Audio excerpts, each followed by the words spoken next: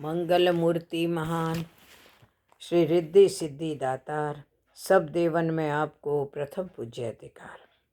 शंभु तनय संकट हरण, परम पावन अनुपम अनूप, शंकर गिरिजा सहित नित बसों हृदय सुखरूप। बोलो गजानन जी महाराज की जय हो। आज आपको एक प्रसंग सुना रही हूँ। किसान की समझदार बेटी।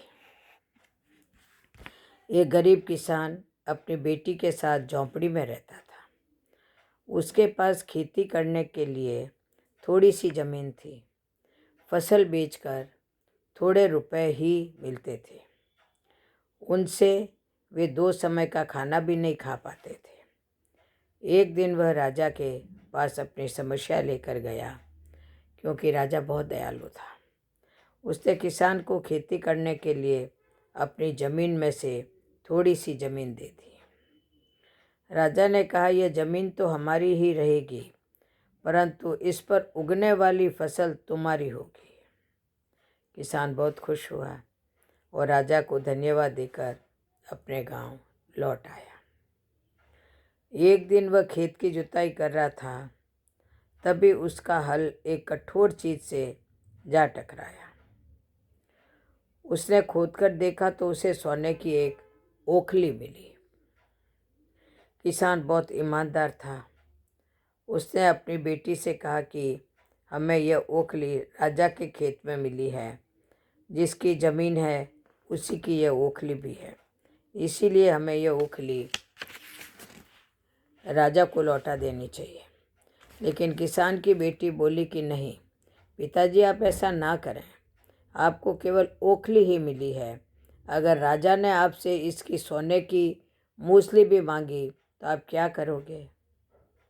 इसीलिए आप इस ओखली को अपने ही पास रख लीजिए। परंतु किसान को अपनी बेटी की यह बात अच्छी नहीं लगी। वह राजा के पास ओखली लेकर जा पहुंचा।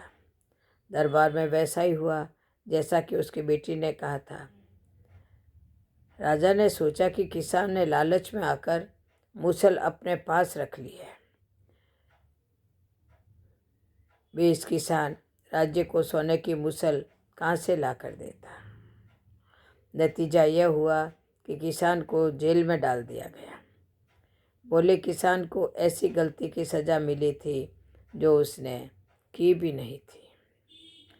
लेटे लेटे वह दिन रात रोता रहता और यही कहता था कि काश मैंने अपनी बेटी की बात मान ली होती।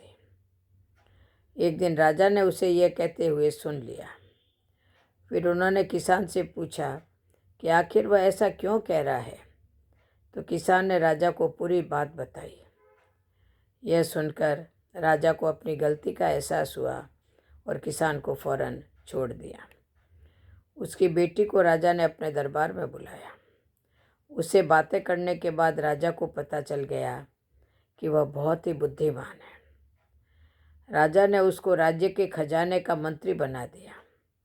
उन्हें रहने के लिए घर और सारी सुख सुविधाएं दे दी। इसके बाद से किसान और उसकी बेटी हमेशा सुख से रहे। अंत में जीत सच्चाई की ही हुई। बोलो जय श्री कृष्ण, जय जय श्री राधे।